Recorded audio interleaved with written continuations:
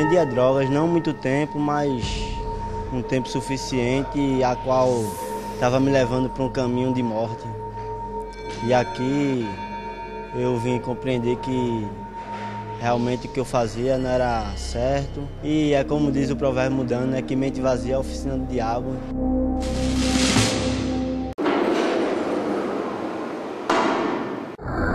Em todo o estado, eles chegam a 24 mil detentos e estão trancados em pavilhões de 18 unidades prisionais. São homens e mulheres que jogaram fora a liberdade e cumprem pena num sistema carcerário defasado, ultrapassado e que parece ignorar os direitos humanos. Quando um criminoso passa por este portão e entra no sistema prisional e torna-se um detento, muitos, quando fazem o caminho de volta e ganham a liberdade, aqui fora querem refazer a vida e esquecer os anos de aflição que viveram lá dentro.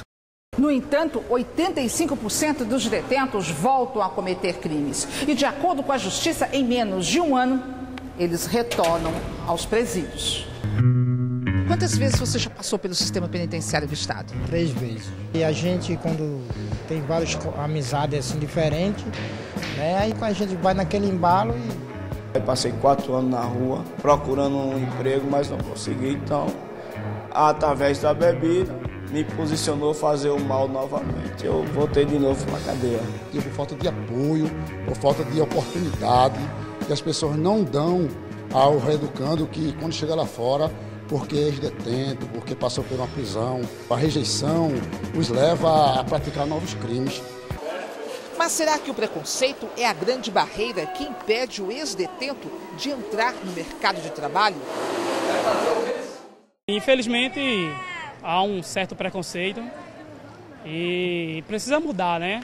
Eu acho que todo mundo tem direito a uma segunda chance, uma segunda oportunidade. Todo mundo tem direito de viver, de sobreviver. Se ele quer viver honestamente, por que não?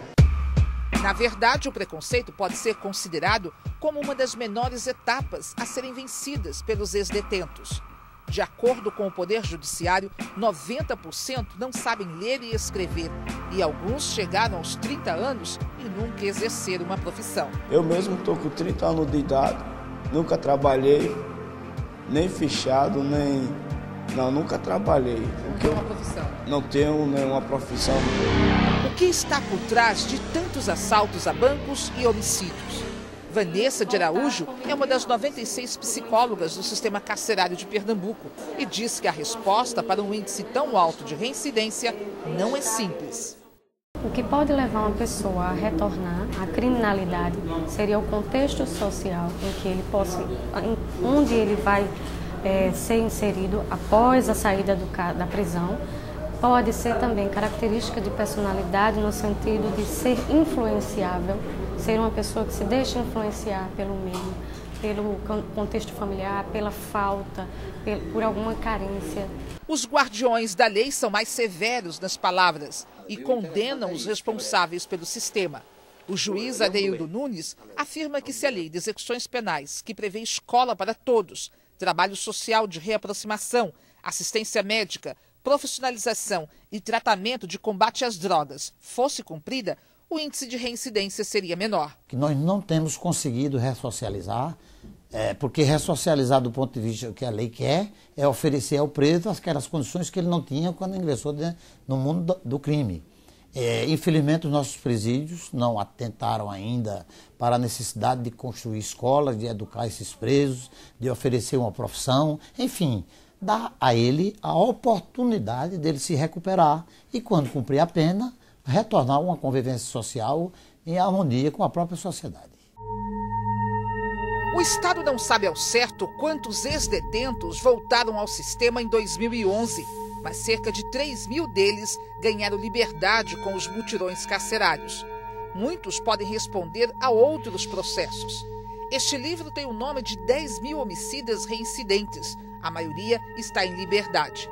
Já o CD contém 738 nomes de criminosos foragidos e com mandado de prisão.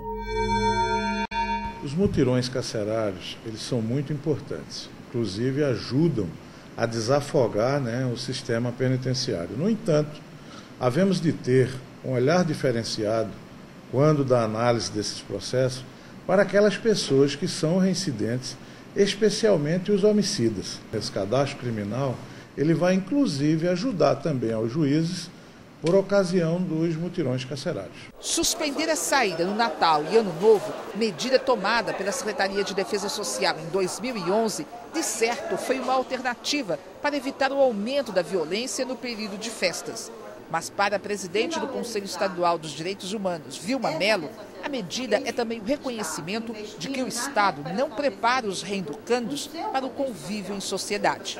Se alguém dentro dessa realidade de encarceramento conseguiu emergir e voltar para a sociedade em condições dignas de sobrevivência, não foi o Estado, foi a família. Em dezembro, pela primeira vez, um arcebispo de Olinda e Recife celebrou uma missa no presídio Aníbal Bruno, a maior unidade prisional da América Latina, com cerca de 4.800 homens para 1.448 vagas. Dom Fernando Saburido cobrou do governo mudanças urgentes no sistema prisional. Porque, infelizmente, as estruturas dos presídios são muito cruéis ainda. Precisamos avançar muito para possibilitar essas mudanças, né, que são necessárias para que essas pessoas que encontram-se nos presídios possam, de fato, voltar para a sociedade recuperados, pelo menos com condições de viver com dignidade. As dificuldades são inúmeras, mas há quem de fato quer sair do sistema e buscar uma nova vida. Como o jovem com quem conversamos no início desta reportagem e há 2 anos cumpre pena por tráfico de drogas. Muitos dizem que lá fora é difícil para um ex-presidiário porta de emprego, mas o que é importante é o nosso testemunho e nosso caráter, né?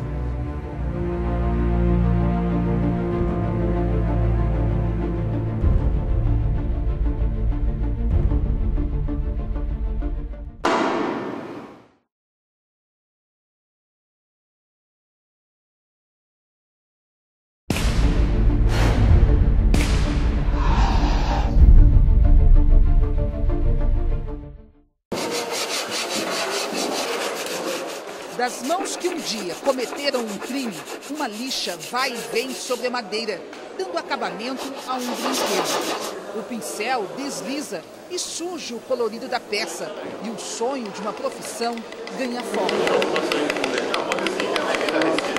No final do ano passado, 27 detentos de Igaraçu receberam o certificado do curso de marcenaria. Para eles e outros 63 presos, todos concessionados, esta foi a chance de terem uma profissão e entrarem no mercado de trabalho quando ganharem a liberdade. Vou montar uma pequena empresa para mim, para vender, distribuir, alguma coisa assim, mais na área de artesanato e marcenaria. Não muito longe deste pavilhão, um outro grupo aprende no dia a dia a arte de fazer pão. Pão que é consumido pelos próprios detentos da unidade. São mais de 5.000 por dia. Um aprendizado para este rapaz que pela segunda vez cumpre pena. Já participou de assalto a banco e responde também por homicídio. Da última vez levou 5 tiros e acredita que ganhou uma nova chance. E eu quero abraçar essa oportunidade com unhas e dentes que Deus me deu e mostrar que a pessoa pode mudar. Dentro do presídio não só tem pessoas que a turma pensa que não vale, não tem mais jeito. Das 18 unidades prisionais do estado, 17 oferecem educação básica. Mas isso não significa que há escola para todos, pois com a superlotação falta espaço. Dos 24.000 detentos, 23%, ou seja, 5.000, frequentaram uma sala de aula no ano passado, e é o maior índice do país. Na escola Dom Helder Câmara, que funciona no presídio de Igaraçu, 400 dos 600 presos que se matricularam concluíram o ano letivo. Segundo a diretora de ensino, muitos buscam a escola para passarem o dia fora dos pavilhões. Outros porque a cada 12 horas de aula conseguem a redução de um dia na pena. Uma minoria quer aprender. Mas o que acontece quando o ano letivo acaba? Uma vez concluído, como a gente terminou agora, 4 turmas terminaram o ensino médio, e agora? Professora, a gente vai ficar parado? A gente terminou o ensino médio agora. Não tenho mais o que oferecer, a não ser que surjam cursos profissionalizantes. mas em questão de escolaridade, não tenho mais para ter. Uma vez terminado o ensino médio, eles estão parados. Estão parados. Os dados da Secretaria de Ressocialização mostram que em 2011 foram realizados em 13 das 17 unidades prisionais de Pernambuco 23 cursos, entre eles pedreiro, pintura, eletricista, auxiliar administrativo, corte e costura, panificação, atendimento ao cliente e vendas. Dos 24 mil detentos, somente 1.221 tiveram acesso. Parcerias com empresas privadas também são feitas. Neste terreno no presídio de Igaraçu está sendo construído um galpão onde vai funcionar uma fábrica de esquadrias. Serão 50 vagas de emprego, com direito a salário mínimo para o preso. Mas ainda é pouco para quem fala em ressocialização. O gerente de Educação e Qualificação Profissionalizante das SERES diz que o maior problema é a falta de espaço. Nos últimos 5 anos, com o Pacto pela Vida, houve um aumento muito grande no número de internos, de reeducandos no sistema. E isso proporcionou uma dificuldade em a gente ampliar algum tipo de assistência com relação à LEP. Nossa prioridade são os do semiaberto, que eles já estão para sair daqui a 6 meses, 1 ano, e eles precisam ser qualificados. E hoje a gente tem em torno de 3.200 no estado inteiro. Se a prioridade é o semiaberto, como ressocializar os detentos da penitenciária agroindustrial São João de Itamaracá? Em dezembro passado, 700 dos 2.000 presos, segundo o promotor da Vara de Execuções Penais, Marcelo Zugietti, estavam usando tornozeleira eletrônica dentro da unidade, quando o equipamento eletrônico deveria ser usado nas saídas de fim de semana. Eu fiz um ofício requisitando que essas tornozeleiras eletrônicas dentro da unidade do semiaberto fossem retiradas, não só em Itamaracá, como em todo o estado, se assim tivesse acontecendo. E aqueles presos que tiverem sido punidos por algum deslize da máquina dentro da unidade prisional, sem dúvida nenhuma que essa punição não tem o menor valor, nós vamos dar um parecer para que eles possam voltar ao semiaberto, até porque essa punição é fruto de um ato ilegal e irregular do Estado. Para esta professora de Direito Penal, que também faz parte do Conselho Penitenciário do Estado e trabalha com o movimento Pró-Cidadania, a palavra certa deveria ser reinserção social e não ressocialização. O modelo a ser seguido deveria trabalhar o indivíduo e não o coletivo. A massa ela pode ser manipulada, pode ser adestrada. Eu não posso pensar numa reintegração social, numa ressocialização, que seria equivocado, mas numa reinserção social, sem pensar nas singularidades, na capacidade de cada sujeito, na necessidade de cada sujeito, no desejo de cada sujeito. Eu não posso esmagar tudo isso, assujeitá-lo completamente e depois devolvê-lo. Esse processo tem que ser integrado com a vontade e o desejo do próprio preso. De 2002 até o fim do ano passado, 4.968 mulheres foram presas na colônia feminina do Recife. A maioria, segundo dados da Secretaria de Ressocialização, foi presa por tráfico de drogas, tem um ensino fundamental incompleto e 2 filhos. Mas quantas dessas mulheres tiveram a oportunidade de fazer um curso ou até mesmo de trabalhar lá dentro do presídio no processo de ressocialização? No dia 21 de dezembro passado, uma detenta ganhou a liberdade depois de ter cumprido 1 mês e 11 dias de prisão por receptação de produto roubado. Vejam o desespero dela quando passou por aquele portão. 1 metro quadrado, dorme 9 pessoas no chão, você não tem condições nem de você se mexer. Você dorme assim de banda e você não pode ter que amanhecer o dia naquela posição. Quando eu passei daí para lá, eu achava que eu ia morrer a qualquer momento, porque eu não ia suportar que as pessoas iam esquecer de mim, que eu não voltaria mais. Eu não sei como é que vai ser minha vida.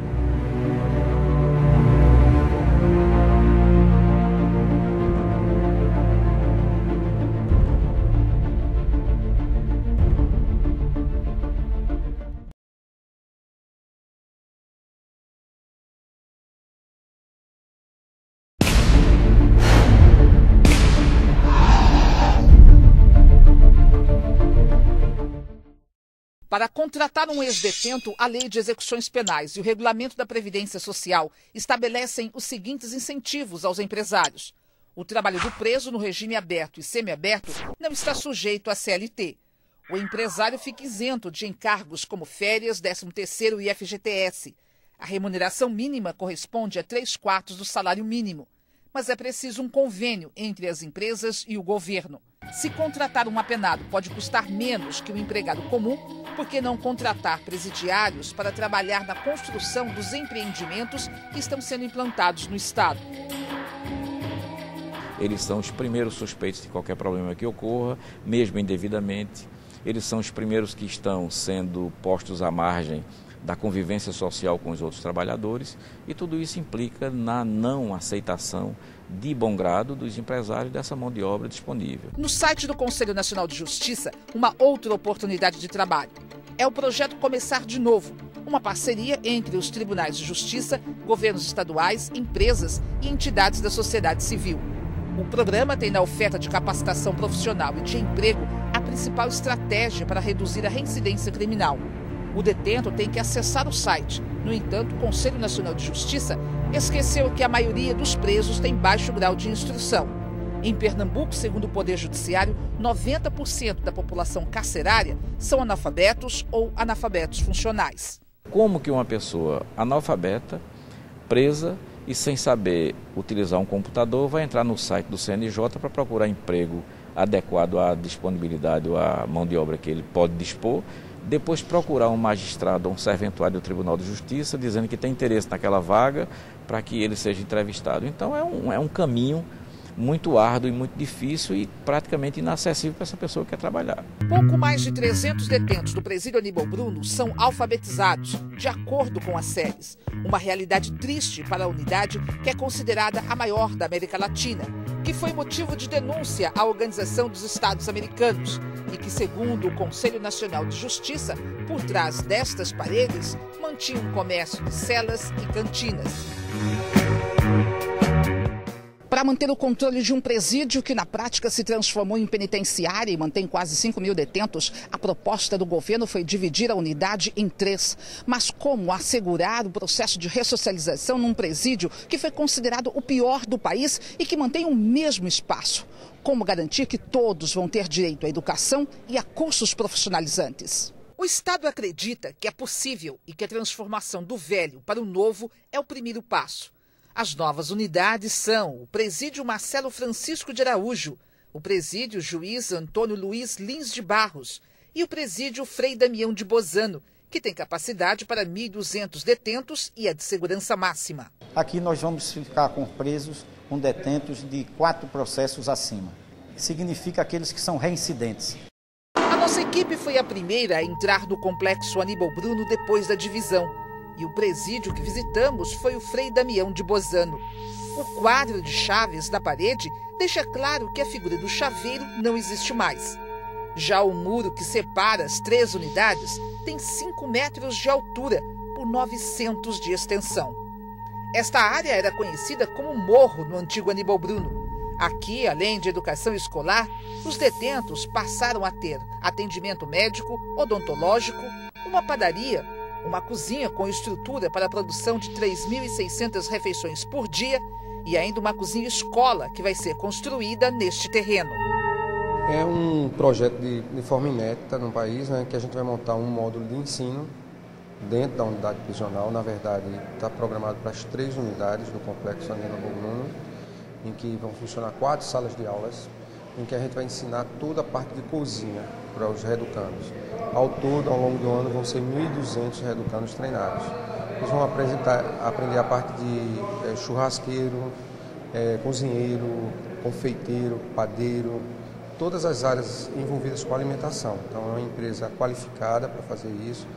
Correndo contra o tempo, depois de quase 10 anos sem construir uma unidade prisional, o complexo de Itaquitinga é o modelo de presídio escolhido pelo Estado para receber 3.126 detentos, que serão chamados aqui de reeducandos. Segundo a Secretaria de Ressocialização, todos terão direito à escola, oficinas e trabalho. Aqui, tudo está sendo pensado e preparado para reintegrar o preso à sociedade quando ele ganhar a liberdade. A 90 quilômetros do Recife, o complexo ocupa uma área de 98 hectares e vai reunir 5 unidades prisionais no mesmo local, com administrações independentes. 3 presídios serão destinados ao regime fechado e receberão os detentos da Barreto Campelo. Já nestas duas unidades vão funcionar o semiaberto. Para cá será transferida parte dos detentos da penitenciária agroindustrial São João de Itamaracá. São celas para 2, 4 e até 8 detentos. Área para alimentação, oficinas de trabalho e lazer. O sistema de segurança será um dos mais avançados do mundo, com o uso da tecnologia de ponta. Pernambuco está tomando essa iniciativa. Pernambuco acredita que através dessa parceria público-privada a gente vai retomar, ou melhor, vai iniciar um processo de uma política prisional no Brasil. Itaquitinga é a prova que o Estado não tem competência de cumprir com o que determina a lei, que é a custódia. Então ele está dividindo responsabilidades com o particular. Mas é preciso, até que a gente espere, saber qual vai ser a proposta. Que este centro vai nos ensinar a ressocializar. O reeducando vai ter todas as condições, todo um ambiente propício. Só se ele não quiser é que não será ressocializado, porque as condições serão as melhores do Brasil.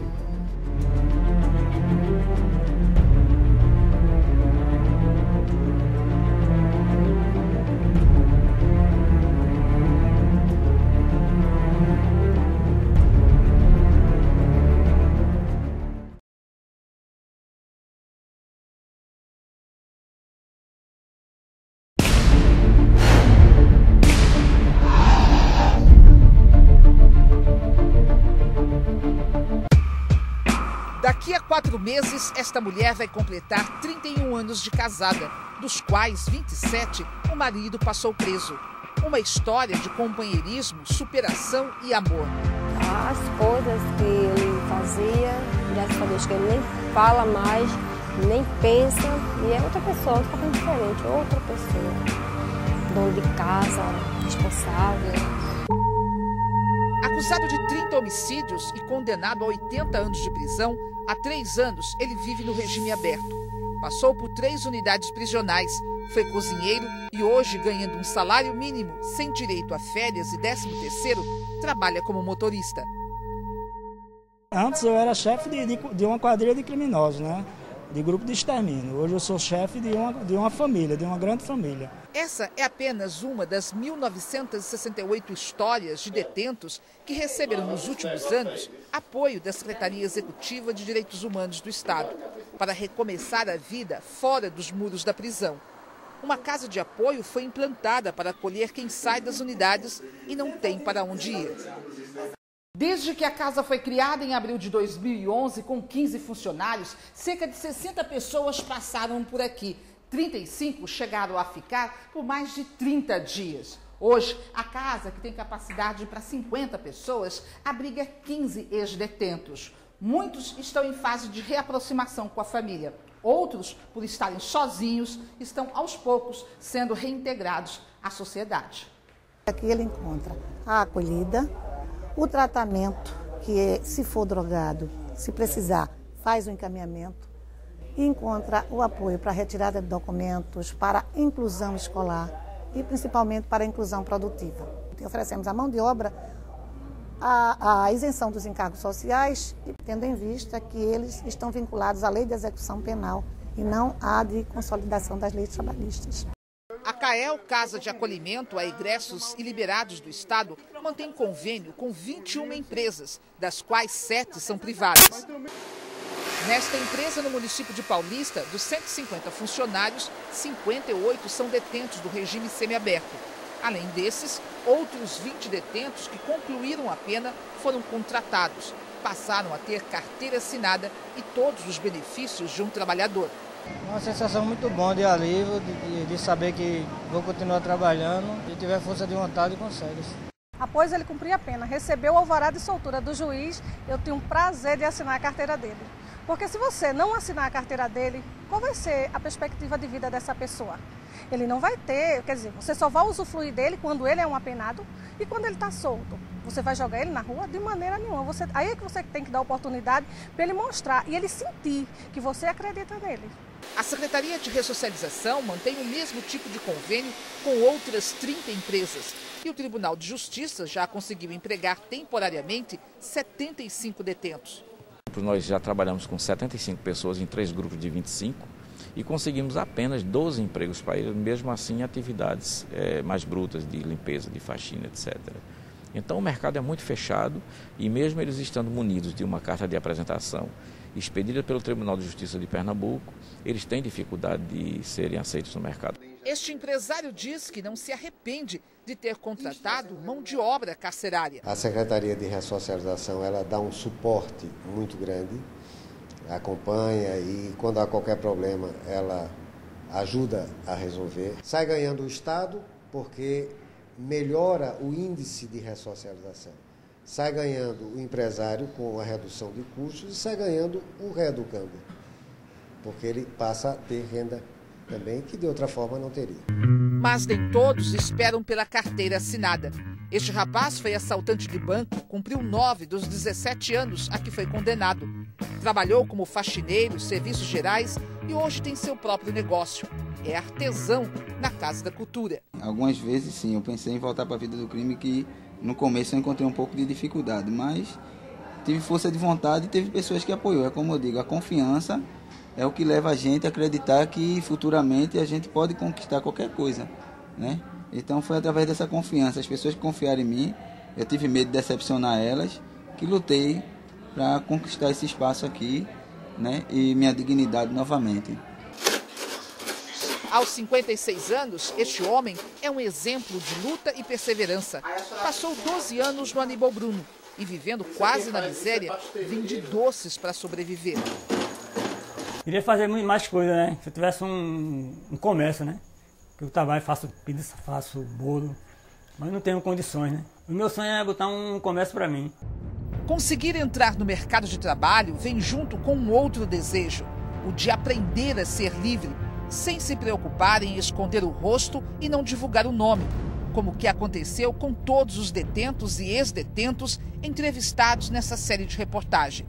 São pessoas que lutam para não serem visíveis diante da sociedade, enquanto esperam o apoio do poder público para deixar de lado a sensação de liberdade aprisionada.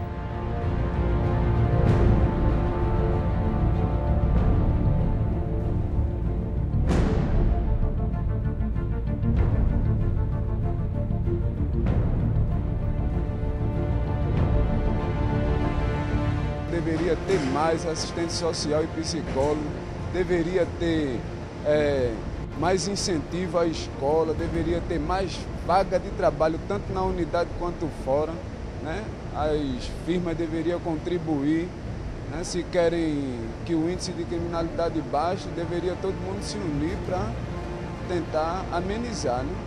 E os presos também se conscientizar e fazer a sua parte.